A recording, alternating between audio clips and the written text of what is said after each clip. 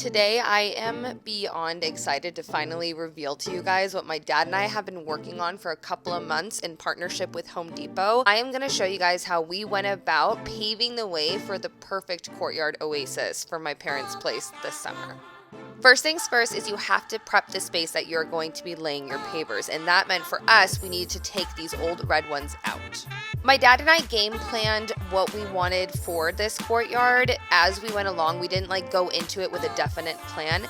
As we were pulling the pavers up, we noticed that we could actually separate two areas or make it feel like two separate entertaining areas by adding a step and elevating a small portion, then taking in the back and giving my mom this garden moment that she's been wanting for quite some time. After we emptied out the space, we wanted to decide where we were going to put the Rumblestone fireplace. And no, I did not mean for that to rhyme. Also, I totally didn't realize how large this fireplace was.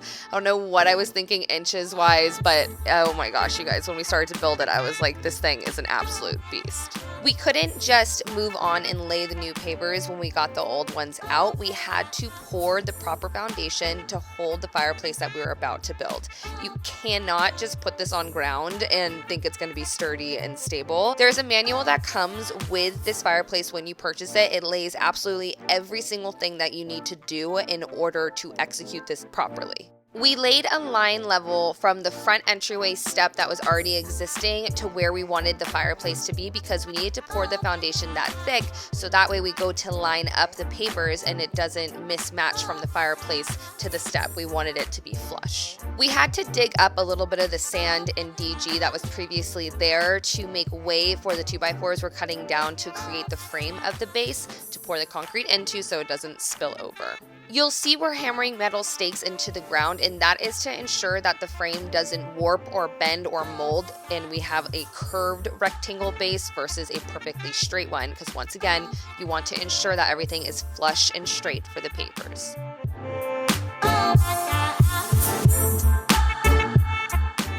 We also moved the frame according to our level to, once again, make sure it's nice and level because everything is, oh my gosh, everything's edges and straight and square. And if you have one thing that's off, it will throw everything off. We threw DG right on into the base to fill it up a little bit where you see those holes on the edge because we didn't want the concrete to come out of it. We cut down some rebar, tied it together, and then lifted it up with some excess old chunks of pavers so we had that support in the middle of that base. We mixed up some concrete and poured that in until it filled the frame completely.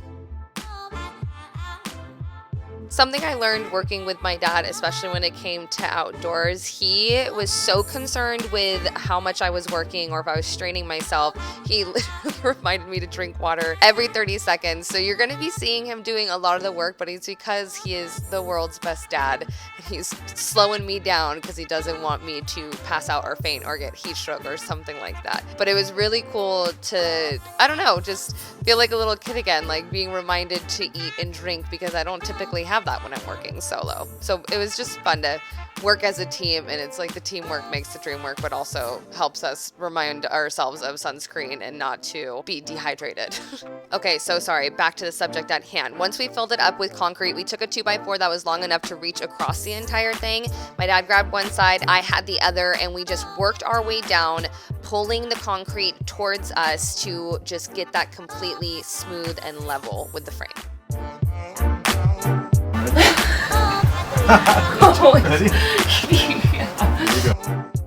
We let that completely dry before diving in and opening up these Rumblestone pavers in this beautiful gray. It's like this blue gray. It's stunning. And to say building this fireplace was a mission is not doing it justice. Even though it comes with a manual and it lays absolutely everything out for you, this is a very large project to take on. So please don't try to attempt this alone.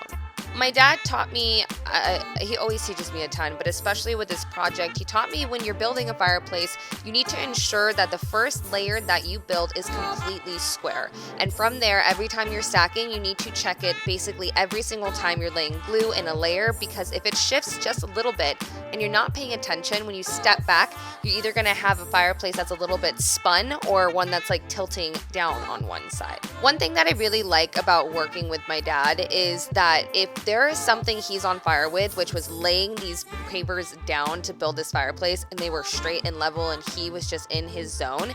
I had the opportunity to do the heavy lifting, grab the wheelbarrow, and start to unload all these bricks and pavers because we needed so many. It would take so much time if we were just working with a chunk one by one, and then we both took our time to go get more pavers and bring it in. So I worked while he worked. My mom even came in when she saw me unloading and started to unload pavers too. As this fireplace build progressed, I really started to notice how much of a moment this thing was going to be. And I honestly didn't realize how ginormous this guy is. But let me tell you, if you're trying to make a statement, this is the way to go because it automatically encourages, like, sit around me, entertain, throw a fire on, and let's just hang out. I linked the products that I use down below in a Home Depot blog post for you to follow even more detailed instructions and just different perspectives over there that I'm not sharing on here, so be sure to check that out. But once we stepped back and this thing was completed, we all just took this deep breath and we're like, oh my gosh, it is insanely beautiful. Before we lay the actual pavers down, we need to lay down paver-based sand and paver-based panels. And what I'm doing with the PVC pipe is a tip I learned from my pops.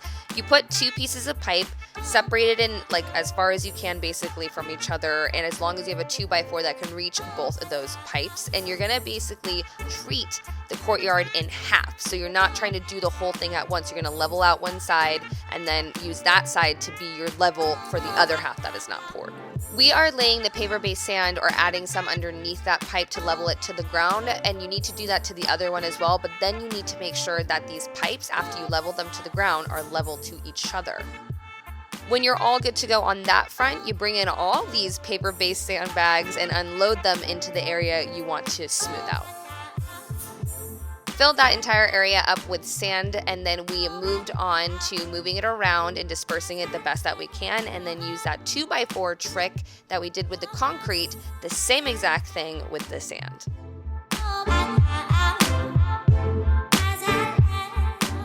You're going to leave that pipe where you see me moving away from there, and then pull out that one to the far right, move that onto the other side, and repeat that same process to the area that is not filled yet.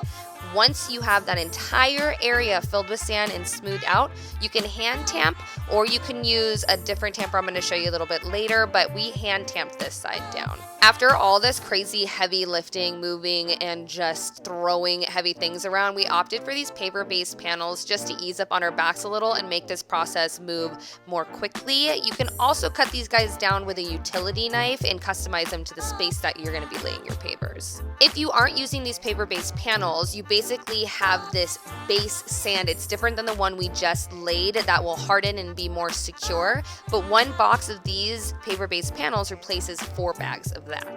These interlock so easy with one another, and it really does make this process speed up a lot more. We quickly started to realize that we were jamming through these base panels, and so while my dad continued to add more and cut them down to size, once again, I'm right back at it with my wheelbarrow unloading all the pavers that we're going to need to fill this entire 750 square foot courtyard.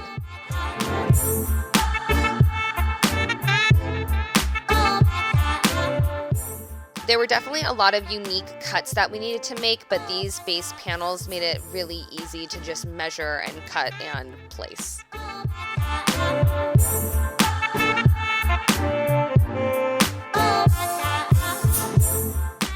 Now that the base panels were down, we can actually move on to physical pavers. And I do have to say, you want to get a tile saw on hand that can handle cutting these guys down if you have a unique space like we do. We would cut them down to size when needed and then hammer out the edge to make it cohesive with the other edges. It doesn't look like you cut it down, basically.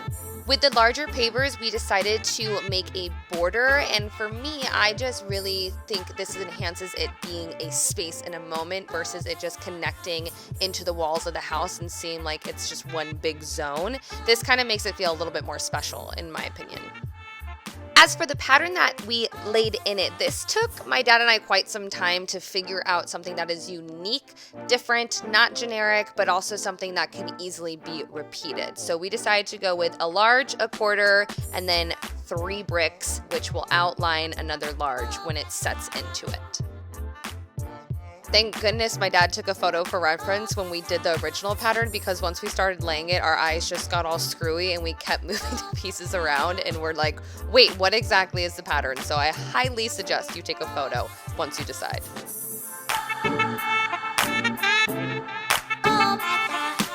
We weren't too concerned with the edges that couldn't fit a full paver. We wanted to lay down the majority of what we could with full pavers and revisit the smaller cuts later.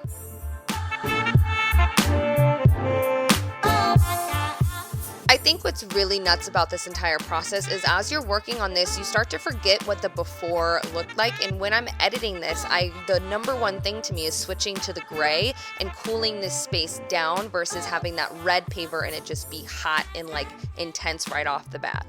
What you see happening here is my dad is laying the edgers in concrete to just make sure that this pattern or any of the hard work that we've been doing will shift.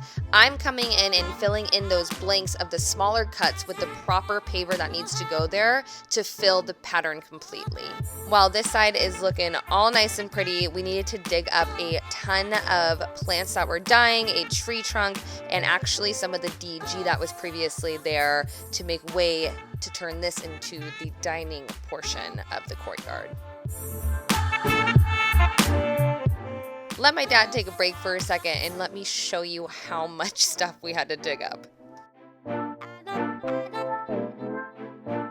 The only thing that we did differently on the dining room side of things is we used a vibrating plate to tamp down the sand versus a hand tamper because we did not want to throw out our backs anymore. We continued the pattern over and we actually made a little step up with some of the pavers. And once we had this entire thing laid down, you want to go in with joint sand, spread it across everything, get in all the nooks and crannies, sweep it on in until there are absolutely no more holes. We went the extra mile and used that vibrating plate even after we swept into those grooves. Just going back over it with more sand in the vibrating plate show you those areas of weakness where you may be walking and feel a loose paver. When we went back in and did it for a second time, you can notice such a difference. It was super solid. Be sure to remove and sweep away the excess sand that doesn't make it into the grooves and then wet it down because that will bond the pavers together. It's almost like paver grout if you think about it that way.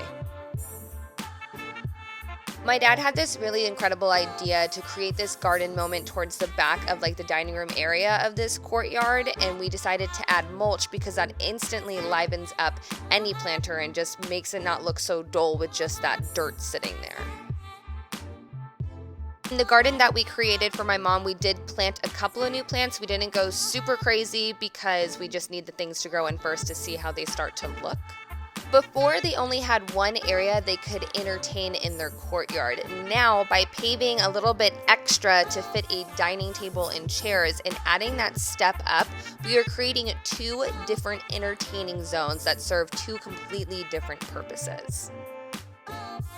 Only thing that we kept from before are these 3 pots and a couple of the figurines that my mom had, and you can instantly see that these pots, even though they're red, they still blend with that blue grayish tone of these rumblestone pavers. We added even more contrast to the space to make these pavers pop by painting the trim of their windows, their home, and the top of the courtyard wall. To not only see more tips and tricks about these pavers in the detailed after shots, but also how I decorated this to be a double entertaining area for my parents, you can head over to the links down in the description box to Home Depot's blog for that full reveal. I say it time and time again, but not only thank you to Home Depot for sponsoring today's video, but to be able to give this back to my parents is just completely, it makes me out of my mind with gratitude. So I hope you guys enjoyed this process. I'll catch you next Wednesday for another DIY.